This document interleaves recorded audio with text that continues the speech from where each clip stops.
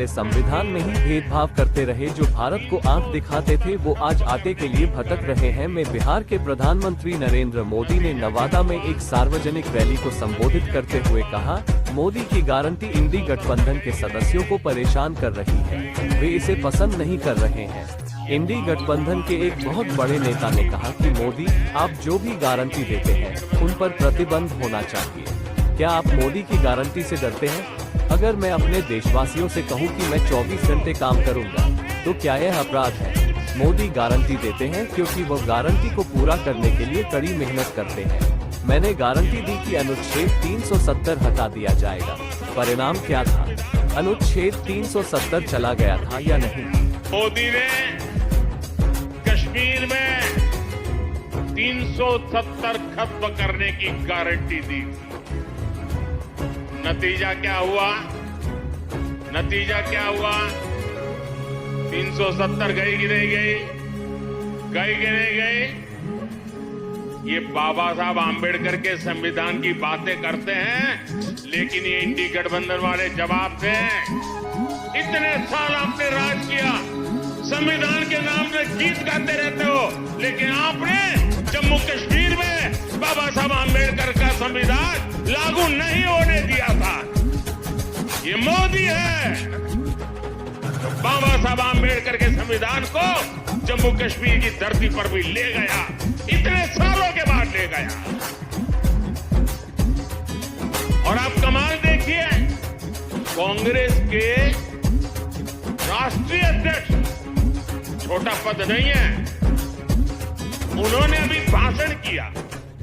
उन्होंने ये कहा,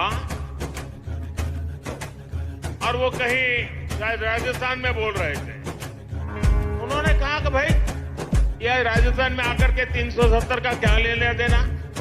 मोदी यहां आकर के 370 की बात क्यों करता है? ये सुनकर के मुझे बहुत शर्म आई दोस्तों। क्या जम्मू कश्मीर हमारा है कि नहीं है? जम्मू कश्मीर हमारा है कि नहीं है? कांग्रेस समझ ले, सुन ले, इसी कश्मीर की रक्षा के लिए मेरे बिहार के अनेक नौजवानों ने मातृभूमि के लिए सबसे बड़ा बलिदान दिया है। कितने ही वीर जवान तिरंगे में लपट करके लौटे हैं कश्मीर को बचाने के लिए। आप ये कहते हो राजस्थान की धरती पर भी इतने ही वीर परिवार हैं जिनके बेटे मातृभूमि में कश्मीर की रक्षा करने के लिए शहीद होकर के लौटे हैं। आप ये कह रहे हैं कि हिंदुस्तान के उस कोने को क्या लेना देना, उस कोने को क्या लेना देना? ये टुकड़े टुकड़े करने वाली गैंग का प्रताप है कि ये लोग ये भाषा बोलने लगे हैं। क्या ऐसी भाषा बोलने वालों को माफ किया जा सकता है? क्या शहीदों का अपमान सहन किया जा सकता है? भाइयों बहनों, मोदी ने 3 तलाक को खत्म करने की गारंटी दी। नतीजा क्या हुआ? 3 तलाक जैसी महिला विरोधी कुप्रथा खत्म हो गई। मोदी ने भारत को आंख दिखाने वालों को सबक सिखाने की गारंटी दी। नतीजा, जो भारत को आंख दिखाते थे अब वो आटे के लिए भटक रहे हैं। मोदी ने गारंटी दी थी कि अयोध्या में रामलला का भव्य मंदिर बनेगा। आज अयोध्या में भव्य राम मंदिर का शिखर आसमान छू रहा है। जो 500 वर्षों में नहीं हो पाया, जिस राम मंदिर के निर्माण को रोकने की कांग्रेस और आरजेडी ने बरसों तक कोशिश की, वो राम मंदिर बनकर तैयार हो गया। और ये देखिए, चलो भाई, देशवासियों ने चंदा दिया, 1 रुपया, 5 रुपया, 500 रुपया, 1000 रुपया, देशवासियों के पैसे से राम मंदिर बना है, सरकारी तिजोरी से राम मंदिर नहीं बना है, देशवासियों ने बनाया है। इनकी क्या दुश्मनी है इस देश के लोगों से, इनकी क्या दुश्मनी है प्रभु राम से, इनकी क्या दुश्मनी है अयोध्या से, उनकी क्या दुश्मनी है हमारी विरासत से कि राम मंदिर बन गया तो बोले हम उसके प्राण प्रतिष्ठा में नहीं जाएंगे, विरोध किया। क्या ये शोभा देता है क्या? शोभा देता है क्या? इतना ही नहीं, इनके मन में इतना जहर भरा है कि उनकी पार्टी के कुछ लोग राम मंदिर प्राण प्रतिष्ठा में आ गए तो उनको 6 साल के लिए पार्टी से निकाल दिया। जरा रामनवमी आ रही है, ये पाप करने वालों को भूलना मत भाइयों। के साथ गद्दारी करने वाले, देश की सुरक्षा के हितों के साथ खिलवाड़ करने वाले इन कांग्रेसियों को सही जगह दिखाने की आवश्यकता है, यूपी के सीएम योगी आदित्यनाथ कहते हैं, सुनिए। मुगल सेनाओं को महाराजा सूरजमल ने भूसा भरने का काम किया था उनके किले में, कहा था तुम यही खाओ। भारत को रौंदने का सपना देख रहे थे वे लोग, उनकी औकात महाराजा सूरजमल ने खा दी। और ये चुनाव है, देश के साथ गद्दारी करने वाले, देश की सुरक्षा के हितों के साथ खिलवाड़ करने वाले, गरीबों के हितों में डकैती डालने वाले, भारत की आस्था के साथ खिलवाड़ करने वाले इन कांग्रेसियों को भी अब उनका सही जगह दिखाने की आवश्यकता है। और इसीलिए भारतीय जनता पार्टी आई है आपके पास फिर से लोकसभा चुनाव के लिए। मोदी जी ने कह दिया है, मोदी जी ने कह दिया है, एक संकल्पना दे दी है विकसित भारत की। विकसित भारत के लिए विकसित राजस्थान भी चाहिए, विकसित राजस्थान के लिए विकसित भरतपुर भी चाहिए, और विकसित भरतपुर के लिए यहां पे भारतीय जनता पार्टी ने राम स्वरूप कोहली को यहां पे प्रत्याशी बना के भेजा है। इनको संसद में भी जाना आवश्यक है। सहमत है ना? सभी लोग सहमत हैं? सभी लोग सहमत हैं? कमल का निशान खिलेगा ना? देखो, स्थानीय किसी भी राग द्वेष से ऊपर उठ करके देश के बारे में हमें सोचना चाहिए। मोदी जी देश के बारे में सोचते हैं। मोदी जी कहते हैं 140 करोड़ का भारत ही मेरा परिवार है और मैं 140 करोड़ लोगों के लिए काम करूंगा, किसी व्यक्ति, किसी जाति, किसी मत और मजहब के लिए नहीं, देश के लिए काम करूंगा। देश का हित होगा तो सबका हित हो जाएगा। और यह सोच जब मोदी जी की है तो हम भी देश के बारे में। एक सार्वजनिक रैली में उत्तराखंड के सीएम पुष्कर सिंह धामी कहते हैं, उत्तराखंड देश का पहला राज्य बन गया है जहां यूसीसी को विधानसभा द्वारा पारित किया गया है और राष्ट्रपति की सहमति मिल गई है। कांग्रेस अपने घोषणा पत्र में कहती है कि वो मुस्लिम पर्सनल लॉ लागू करेंगे। एक तरफ हम यूसीसी की बात कर रहे हैं, अनुच्छेद 370 को निरस्त कर रहे हैं, और दूसरी तरफ कांग्रेस वोटों के लिए तुष्टीकरण की राजनीति कर रही है। उनका घोषणा पत्र मुस्लिम लीग का घोषणा पत्र लगता है।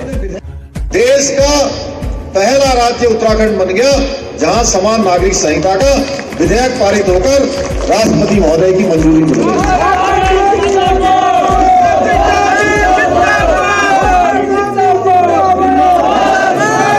भाइयों बहनों, ये देवभूमि को एक गौरव प्राप्त हो गया। अब देवभूमि को गौरव प्राप्त हो गया, आप सब इसका श्रेय मुझे दे रहे हैं या जो विधानसभा में विधायक है जिन्होंने विधेयक पारित किया है उनको श्रेय दे रहे हैं कि विधायकों ने और विधानसभा के अंदर वालों ने ये विधेयक बना दिया। लेकिन इसका श्रेय और गौरव उत्तराखंड के हर एक व्यक्ति को है जिन्होंने ये सरकार बनाई थी। और मैं कल कांग्रेस का घोषणा पत्र पढ़ रहा था। भाइयों बहनों, कांग्रेस का घोषणा पत्र जारी हुआ है। अब कांग्रेस के घोषणा पत्र में क्या है? वो कहते हैं मुस्लिम पर्सनल लॉ, जो मुस्लिम पर्सनल लॉ है उसको हम लागू करेंगे। यानी कि कांग्रेस का वो घोषणा पत्र नहीं लगता है। एक तरफ हम समान नागरिक संहिता की बात कर रहे हैं, धारा 370 समाप्त कर रहे हैं, देश से तुष्टीकरण समाप्त करने की बात कर रहे हैं। और कांग्रेस पार्टी कहां जा रही है? केवल वोटों के लिए तुष्टीकरण की बात कर रही है। भाइयों बहनों, ऐसा लगता नहीं है कि कांग्रेस का घोषणा पत्र है, ऐसा लगता है कि मुस्लिम लीग की जो परिभाषा है, मुस्लिम लीग का जो विचार है, वो मुस्लिम लीग का घोषणा पत्र लगता है। भाइयों बहनों, कितनी शर्मनाक बात है। जहां एक तरफ मोदी जी के नेतृत्व में आज देश आगे बढ़ रहा है, हम महिलाओं की सशक्तिकरण की बात कर रहे हैं। ये समान नागरिक संहिता भी हमारा, यह भी महिला सशक्तिकरण का एक बहुत बड़ा कानून है। महिलाओं की इसमें सुरक्षा होनी है, इसमें बुजुर्गों की सुरक्षा का प्रावधान किया गया है, बच्चों के भविष्य का ध्यान रखा गया है, और जो अपनी मर्जी से रहने वाले बेटे बेटियां होती है, उनकी सुरक्षा भी इस कानून में सुनिश्चित की गई है। भाइयों बहनों, हम सबकी समानता की बात कर रहे हैं, और ये अभी भी देश आजादी के बाद से जो लगातार करते रहे हैं, उस काम को अभी भी आगे सांसद संजय सिंह कहते हैं, आज अरविंद केजरीवाल के समर्थन में न केवल देश में बल्कि दुनिया में अलग अलग जगहों पर भी विरोध प्रदर्शन हुए। ये हमारे लिए एक बड़ी उपलब्धि है। हमारा संदेश लोगों तक पहुंच रहा है। असली शराब घोटाला भाजपा ने किया है और इसका मनी ट्रेल भी पाया गया है। सीबीआई, ईडी, आईटी को भाजपा नेताओं के खिलाफ जांच करनी चाहिए। देखिए, एक निर्दोष व्यक्ति को फर्जी मुकदमे में झूठे गवाही तैयार करके जेल में रखा गया है। अरविंद केजरीवाल जी को, वो पूरा सच इस जंतर मंतर पे आप लोगों के सामने हमने रखा।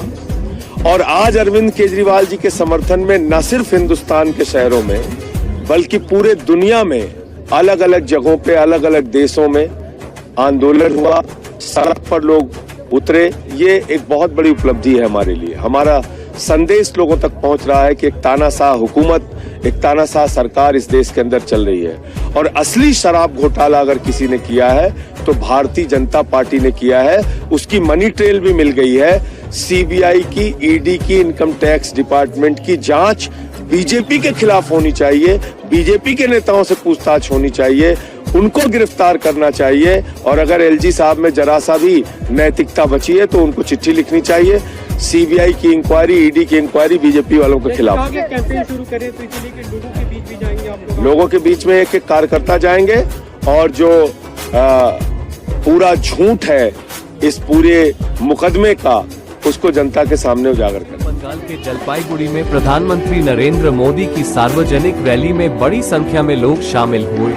एक जन समूह का समुंदर उमर परा हो, ये जन समूह ही ने ईवीएम हैक कर दिया है। ये जन समूह का सैलाब ही विपक्ष को डरा रहा है। ये जन समूह की भीड़ पैसे से नहीं उमर कर आई है। ये देश की वो जनता है जो बदलाव चाहती है।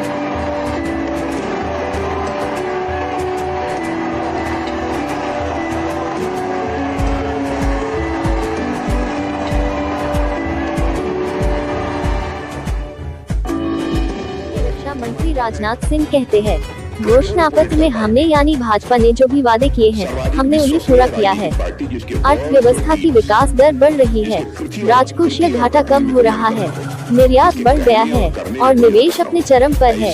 जहां तक पीएम मोदी की गारंटी का सवाल है, राष्ट्र को पूरा विश्वास है, जबकि कांग्रेस लोगों की गारंटी के प्रति बेवफा है। भारत ये भी मानता है क्रेडिबल पॉलिटिकल पार्टी, सर्वाधिक विश्वसनीय राजनीतिक पार्टी जिसके वर्ड्स और डीड्स, जिसके कृति और कथन में कोई अंतर न हो, जिसके कहने और करने में कोई अंतर न हो, ऐसी यदि कोई पॉलिटिकल पार्टी इस भारत में है तो वह भारतीय जनता पार्टी है। और हमारी गवर्नमेंट की भी क्रेडिबिलिटी पर कोई भी प्रश्न चिन्ह नहीं लगा पाया। हमारी साख, हमारी विश्वसनीयता, हमारी क्रेडिबिलिटी भारत में ही नहीं सारी दुनिया में बड़ी है। और यह बात मैं कह रहा हूं, इसके पीछे कुछ आधार हैं हमारे। जब हम लोगों ने इलेक्शन मैनिफेस्टो जारी किया, इलेक्शन मैनिफेस्टो में जो भी हमारे कमिटमेंट्स थे, जो हमारे वादे थे, अक्षरशः हम लोगों ने उस वादे को पूरा किया। चाहे वह राम मंदिर का सवाल हो, चाहे धारा 370 का हो, चाहे नागरिकता कानून का हो, या 3 तलाक का। अब 3 तलाक के मुद्दे को लेकर जिस तरीके से हाय तौबा कांग्रेस और कुछ अन्य so called secular political parties के द्वारा पैदा करने की कोशिश की गई, हाय तौबा गजब हो गया, इनको ऐसा नहीं करना चाहिए। दूसरे धर्मावलंबियों का मामला है।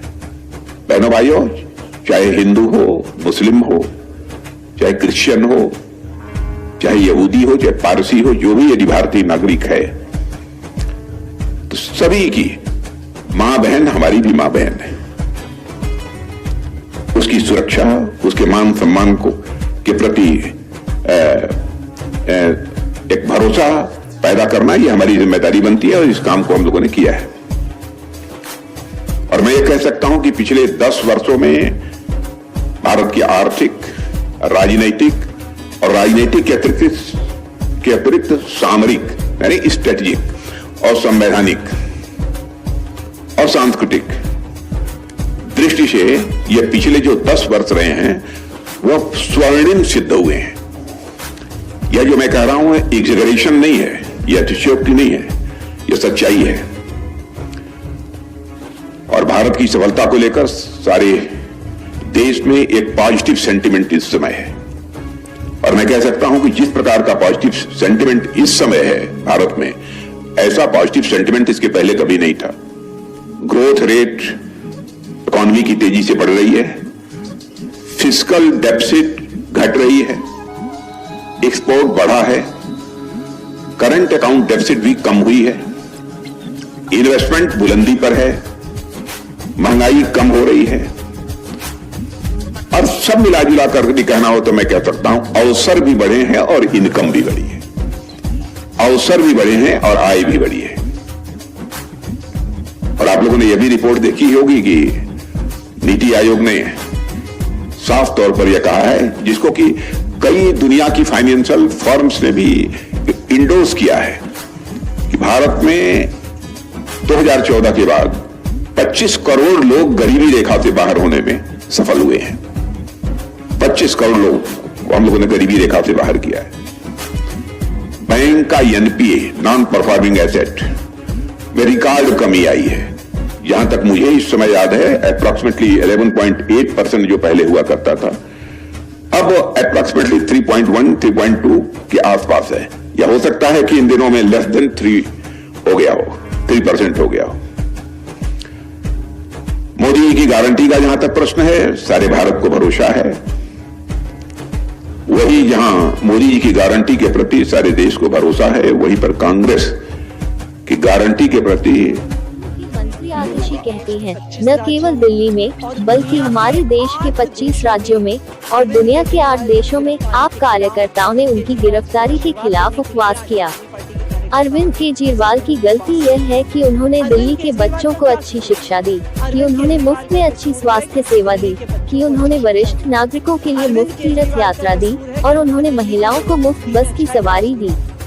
यही कारण है कि भाजपा ने अरविंद केजरीवाल को गिरफ्तार किया। न सिर्फ दिल्ली में बल्कि देश के 25 राज्यों में और दुनिया के 8 देशों में अरविंद केजरीवाल जी की गिरफ्तारी के खिलाफ अरविंद केजरीवाल जी को आशीर्वाद देने के लिए आज आम आदमी पार्टी के कार्यकर्ताओं ने सामूहिक उपवास रखा। अरविंद केजरीवाल का क्या कसूर है? अरविंद केजरीवाल का कसूर है कि उसने दिल्ली के बच्चों को अच्छी शिक्षा दी। अरविंद केजरीवाल का कसूर है कि उन्होंने दिल्ली के लोगों को फ्री में अच्छा इलाज दिया है। अरविंद केजरीवाल का कसूर है कि उन्होंने बुजुर्गों को तीर्थ यात्रा करवाई है, महिलाओं को फ्री बस यात्रा दी है। इसीलिए आज भारतीय जनता पार्टी की केंद्र सरकार ने उनको जेल में डाल दिया है। लेकिन प्रधानमंत्री मोदी जी सोचते हैं कि वो अरविंद केजरीवाल को जेल में डाल सकते हैं, लेकिन वो अरविंद केजरीवाल जी को लोगों के दिलों से नहीं हटा सकते हैं। अरविंद केजरीवाल दिल्ली के और देश के लोगों के दिल में रहते हैं और इसीलिए आज देश भर में और दिल्ली भर में कांग्रेस की घोषणा पत्र पर भाजपा नेता मनजिंदर सिंह सिरसा कहते हैं, पिछली बार भी उन्होंने कांग्रेस में यही घोटाला किया था। ये लोग देश के प्रति कभी ईमानदार नहीं थे। जब उनकी सरकार बनती है तो वे अपने परिवार के बारे में ही बात करते हैं। आगे क्या कहा सुनिए। 30 लाख नौकरियां और 1 लाख महिलाओं को पैसे देने की बात और एमएसपी कानून की बात उसने की। देखिए, पिछली बार भी उन्होंने यही फ्रॉड किया था। जब डॉक्टर मनमोहन सिंह जी के समय पे सरकार बनाई तब भी का नौकरी देंगे, पर नौकरी किसको मिली? रॉबर्ट वडेरा जी को। बोला कि देश आबाद हो जाएगा, सबके घरों में पैसा मिलेगा। पैसा किसके घर में मिला? 2G 3G का पैसा कांग्रेस के नेताओं के घर में मिला। और बढ़कर कौन तरक्की कर गया? गांधी परिवार तरक्की कर गया। ये लोग कतई देश के प्रति ना ईमानदार थे, ना ईमानदार हैं। इनको जब भी सत्ता मिलती है, ये सत्ता लेने के लिए इन्होंने कांग्रेस की इतिहास की जो हमारी आजादी की पार्टी थी उसको चुरा लिया। नेशनल हेराल्ड न्यूज़पेपर जो था आजादी के वक्त का, उसको इन्होंने चुरा लिया। इन्होंने कांग्रेस का सिंबल से लेकर, कांग्रेस से झंडे से लेकर सारी चीजें आजादी वाली चुरा के और फिर क्या किया? देश को दोबारा से गुलाम बनाया अपने परिवार का, और उस परिवार की गुलामी में से आके हमें मोदी जी ने निकाला है। ये कारण है आज ये मैनिफेस्टो में ऐसी बातें लिख रहे हैं, हमें तुम्हें 1 लाख देंगे, तुम्हें 5 लाख देंगे। जब इनकी सरकार बन जाती है तो फिर ये कहते हैं हम तो अपने परिवार की बात करें, तो हम तो अपने परिवार। जैस्मीन शाह कहते हैं, दिल्ली बीजेपी के लिए खुद का एक छोटा सा विरोध प्रदर्शन करना मजबूरी बन गया है। जब आप विरोध प्रदर्शन कर रही है, आज दिल्ली का हर नागरिक, यहाँ तक कि बीजेपी का समर्थक भी दिल्ली के सीएम अरविंद केजरीवाल के साथ खड़ा है। देखिए, दिल्ली बीजेपी की अब ये मजबूरी हो गई है कि उनके पास जब कुछ कहने के लिए कुछ नहीं होता है तो वो जब आम आदमी पार्टी प्रोटेस्ट करती तो अपना एक छोटा सा प्रोटेस्ट कर लेती है। जब आम आदमी पार्टी के लाखों लोग रामलीला मैदान में आए तो उन्होंने कुछ सैकड़ों लोगों का अपना प्रदर्शन किया था। आज मैं कह रहा हूँ हजारों लोग आम आदमी पार्टी के उपवास कर रहे तो ये 40-50 लोग लेके नारेबाजी करते हैं, लेकिन इनके पास इसका जवाब नहीं है कि आपने जो इतना बड़ा दिल्ली में शराब घोटाला किया, शरद रेड्डी जैसे शराब कारोबारी किंगपिन के 55 करोड़ रुपए आपने लिए, तो क्यों लिए? तो इसके ऊपर इनके पास जवाब नहीं है। केवल इधर उधर की बातें करनी है। ये इनकी बौखलाहट दिखाता है और ये दिखा रहा है कि इस चुनाव में 2024 का चुनाव अरविंद केजरीवाल के ऊपर होगा, और जब ये बात अरविंद केजरीवाल पे आएगी तो दिल्ली ही नहीं देश की जनता अरविंद केजरीवाल जी के साथ खड़ी है।